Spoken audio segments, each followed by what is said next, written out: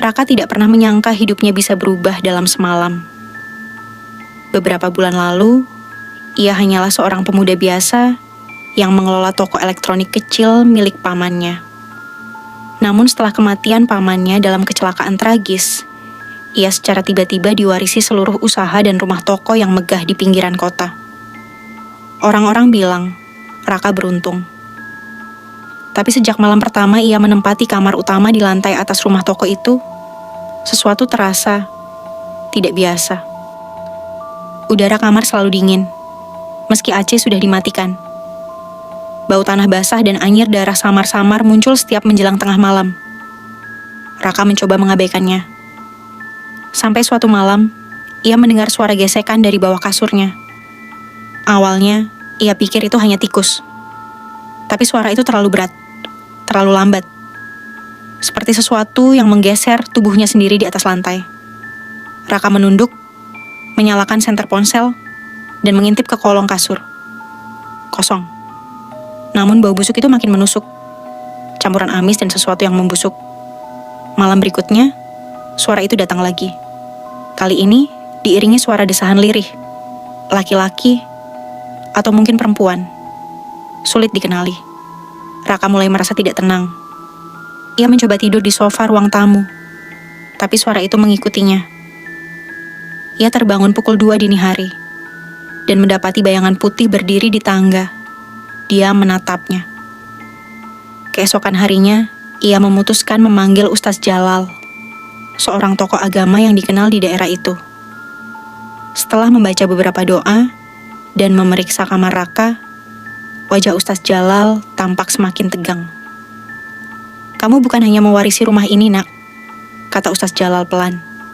"Kamu juga mewarisi sesuatu yang ditanam di bawahnya." Ustaz Jalal meminta izin untuk membongkar lantai kamar Raka, tepat di bawah kasur. Setelah beberapa jam menggali, mereka menemukan kain kafan lusuh berlumur darah, dibungkus rapat dengan rambut manusia dan tulang ayam. "Ini bukan sekadar sihir," gumam Ustaz Jalal. "Ini hantu kiriman yang disegel dengan darah. Kiriman ini belum selesai, belum kenyang." Malam itu, Raka diminta tidur di musala kecil di belakang rumah. Tapi, pukul 2 pagi, udara mendadak membeku. Ustaz Jalal yang sedang membaca wirid terdiam. Ia menatap pintu kamar yang tertutup rapat. Lalu pelan-pelan, terbuka dengan sendirinya. Dari dalam kamar, muncul sosok berbalut kain kafan. Tubuhnya kaku, wajahnya hancur separuh. Matanya kosong seperti lubang menganga. Bau busuk menyeruak begitu kuat hingga Raka muntah di tempat. Sosok itu tidak melompat seperti pocong kebanyakan. Ia merangkak. Pelan, namun pasti. Tangannya yang dibungkus kafan menekan lantai seperti laba-laba pincang. Raka mematung. Pocong itu menatapnya dan berbisik. "Bukan, kamu." Ustaz Jalal menjeritkan ayat suci, tapi pocong itu tak bergerak mundur. Malah semakin mendekat hingga berhenti di depan Raka. "Bukan kamu, tapi dia." Dalam sekejap, suara keras terdengar dari luar rumah. Sebuah mobil hitam meledak di garasi. Itu milik Budi, mantan rekan bisnis pamannya yang dulu sempat bertengkar hebat karena urusan hutang piutang. Setelah diselidiki, polisi menemukan tulang manusia di bagasi mobil tersebut. Dan bukti bahwa Budi pernah menyewa dukun untuk mengamankan usahanya. Rupanya, pocong itu adalah korban pesugihan kiriman dari Budi, yang justru berbalik arah ketika si pengirim mulai lengah. Setelah kejadian itu, Ustaz Jalal memimpin prosesi penguburan ulang sisa jasad korban. Malam-malam di rumah Raka menjadi lebih tenang. Namun sejak saat itu, Raka tak pernah lagi tidur di atas kasur tinggi. Ia memilih tidur di lantai beralaskan tikar pandan. Sebab ia tahu sesuatu yang dikirim tak pernah benar-benar pergi. Ia hanya menunggu giliran. 3 bulan telah berlalu sejak penguburan ulang itu. Raka merasa hidupnya mulai normal.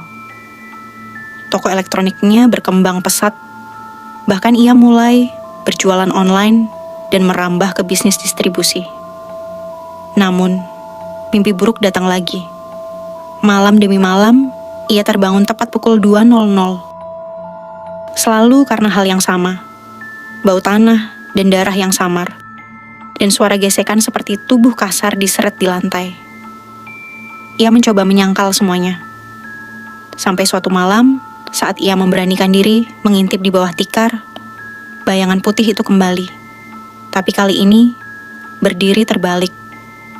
Kepala pocong itu menempel di lantai, kakinya menunjuk ke atas, matanya kosong, menatap langsung ke arah Raka. Ustaz Jalal datang kembali ke rumah Raka setelah menerima telepon panik di tengah malam. Wajahnya lebih tua, lebih letih. Ia memeriksa kamar Raka, lalu mengangguk pelan. Roh ini belum selesai, Raka. Pengirimnya sudah meninggal. Tapi dendamnya belum dibayar. Raka bertanya. Tapi dia bilang aku bukan sasarannya. Lalu kenapa kembali padaku? Ustaz Jalal memejamkan mata, menunduk. Karena kamu saksi. Dan dia ingin kamu melihat semuanya. Ustaz Jalal memberikan pesan tegas. Jangan bicara pada hantu itu. Apapun yang terjadi. Tapi larangan itu sulit ditaati saat malam tiba. Malam keempat, Raka tidak tahan. Ia terbangun oleh suara rintihan dari kolong tempat tidur. Bukan gesekan, bukan suara angin, tapi suara tangis. Tangis perempuan. Lama-lama, tangisan itu berubah menjadi suara menggumam. Dia, tanam aku. Dia kubur aku hidup-hidup. Raka mendekat ke kasurnya, lututnya gemetar. Ia tahu ia tidak boleh bicara. Tapi suara itu memohon. Tolong aku. Jangan biarkan aku di sini. Dingin.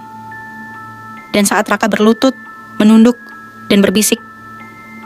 Siapa kamu sebenarnya? Seketika, dunia runtuh.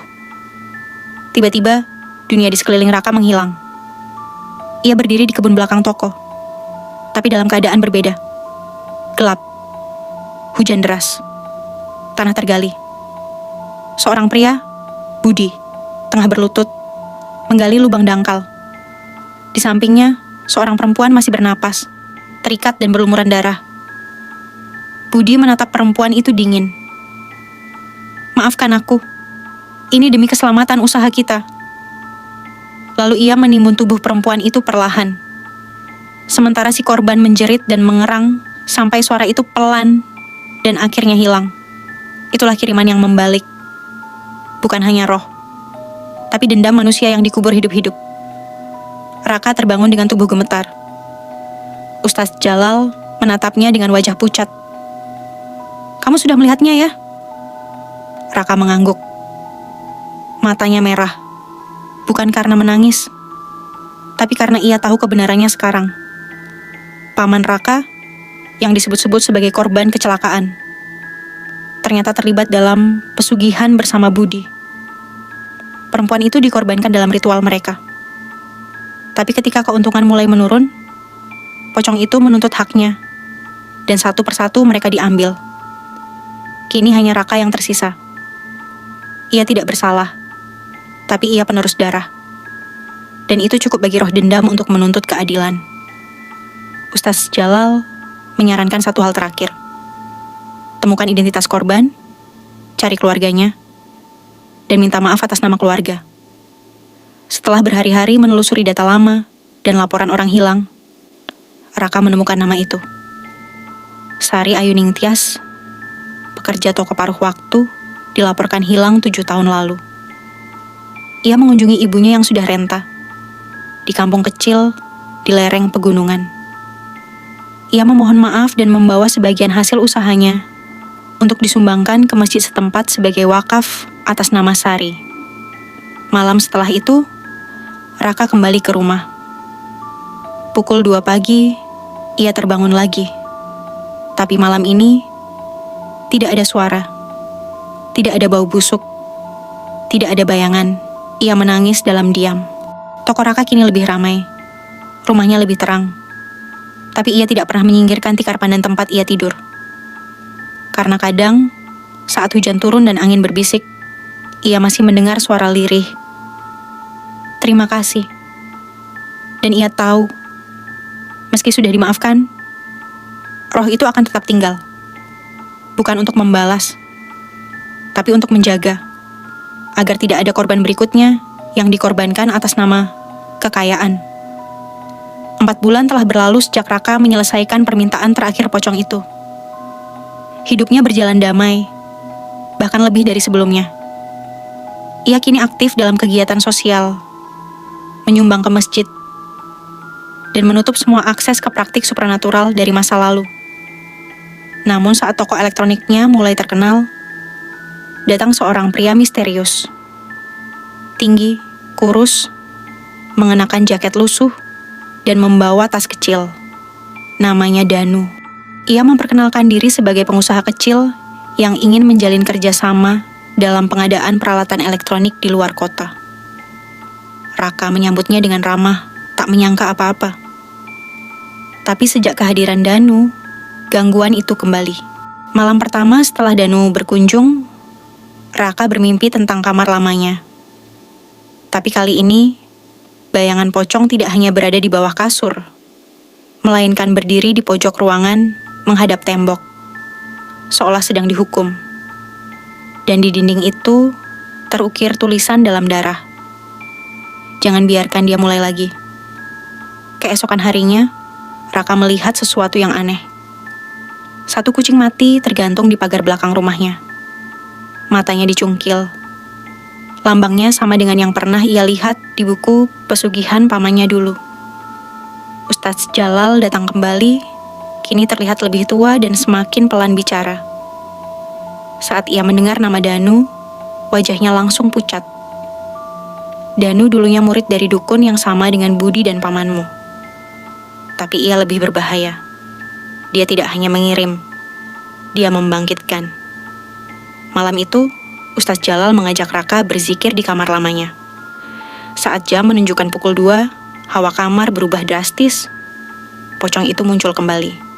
Tapi kali ini, tidak datang dari bawah kasur. Ia muncul di cermin. Sosoknya gemetar, dan matanya menatap tajam ke arah Raka. Danu, sudah membuka gerbang, darah akan tumpah lagi. Raka hanya bisa bergidik. Pocong itu bukan lagi roh penasaran. Ia telah menjadi penjaga. Sosok yang mencegah lebih banyak korban ditanam atas nama kekayaan. Danu kembali keesokan harinya, menawarkan kerjasama dan meminta izin untuk menginap selama beberapa malam, dengan alasan perjalanan bisnis. Raka tidak bisa menolak langsung. Namun malam itu, Raka mencium bau busuk yang tak asing lagi. Kali ini datang dari kamar tamu. Saat ia mengintip lewat celah pintu, ia melihat Danu tengah menaburkan sesuatu ke lantai kamar. Tanah kuburan, bunga kamboja, dan rambut. Tumbal ini akan datang dari orang dalam rumah ini, gumam Danu. Raka menahan napas. Ia hampir menjadi korban. Lagi. Malam terakhir Danu di rumah, Raka dan Ustadz Jalal melakukan upaya terakhir. Ritual tolak balik yang hanya bisa dilakukan jika roh penjaga bersedia membantu. Jam menunjukkan pukul 2 pagi.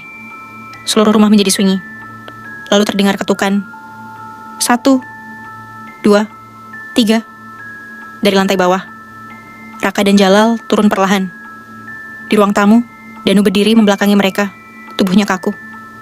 Di hadapannya, pocong itu telah berdiri. Danu tertawa pelan.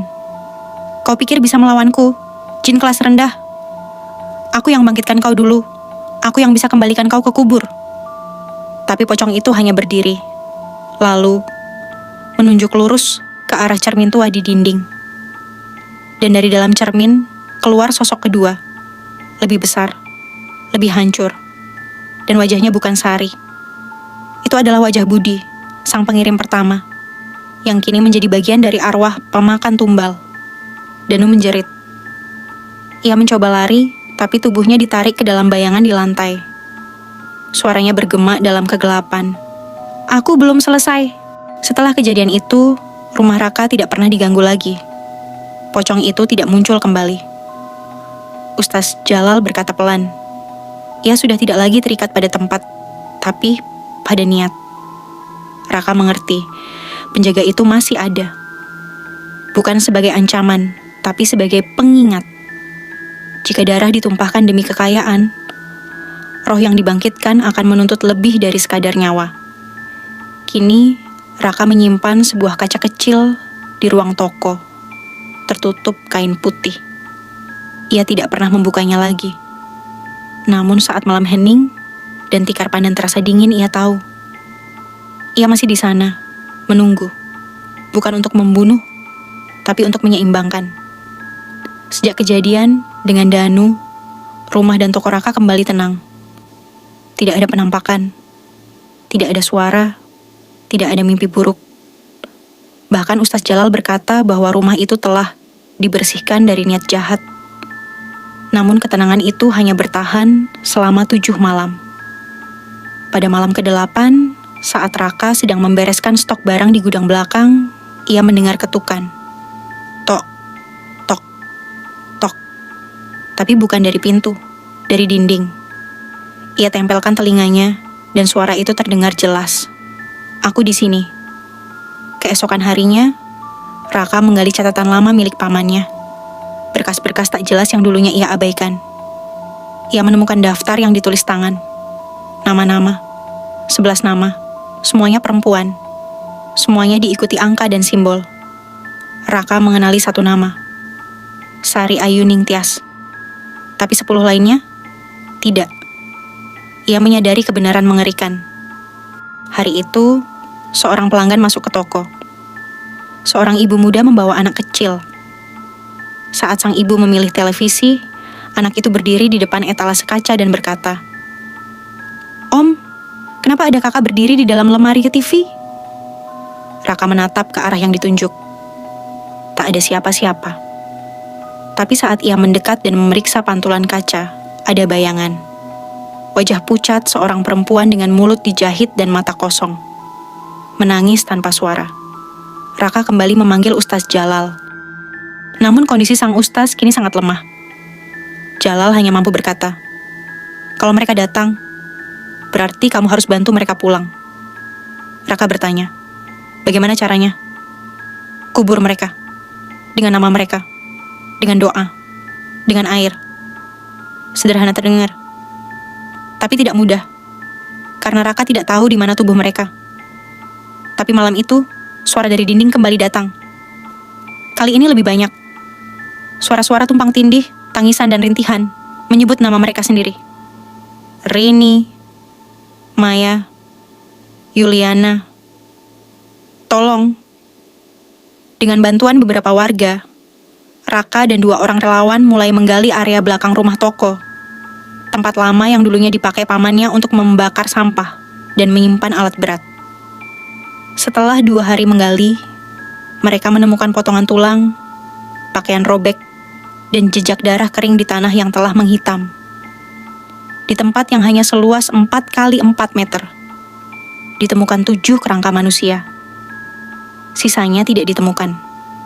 Mungkin hilang, mungkin dimakan waktu. Tapi Raka tetap menyiapkan makam simbolik untuk semua 11 nama. Di antara doa-doa penguburan, angin berembus lembut, dan bau anyir itu akhirnya hilang. Malam setelah pemakaman itu, Raka bermimpi. Ia berdiri di tengah tanah lapang, dikelilingi oleh 11 sosok perempuan bergaun putih. Wajah mereka tidak semuanya jelas. Tapi satu persatu, mereka menunduk ke arahnya dan tersenyum. Dan di antara mereka, sosok pocong itu berdiri. Tapi kini tidak lagi mengerikan. Ia hanya menatap dari kejauhan, diameter damai. Ia bukan lagi roh gentayangan. Ia telah menjadi penjaga para jiwa yang diselamatkan. Raka menunduk pelan. Ia sadar, takdirnya belum selesai. Ia bukan hanya pewaris usaha, tapi pewaris dosa keluarga, dan kini penebusnya. Toko Raka kini semakin ramai. Tapi ia tak pernah buka lewat jam maghrib. Di belakang toko, ia bangun musala kecil dan taman peringatan. Di sana tertulis nama-nama korban yang tak pernah dicari, kini dikenang dan didoakan. Dan di dalam kamar lamanya, ia biarkan satu kasur tetap kosong. Tidak pernah digunakan. tidak pernah dibersihkan. Karena kadang, saat angin bertiup dan tirai bergerak, masih ada yang duduk di sana, menjaga. Bukan untuk menakuti, tapi untuk mengingatkan. Yang dikubur tanpa nama, akan pulang mencari nama mereka kembali.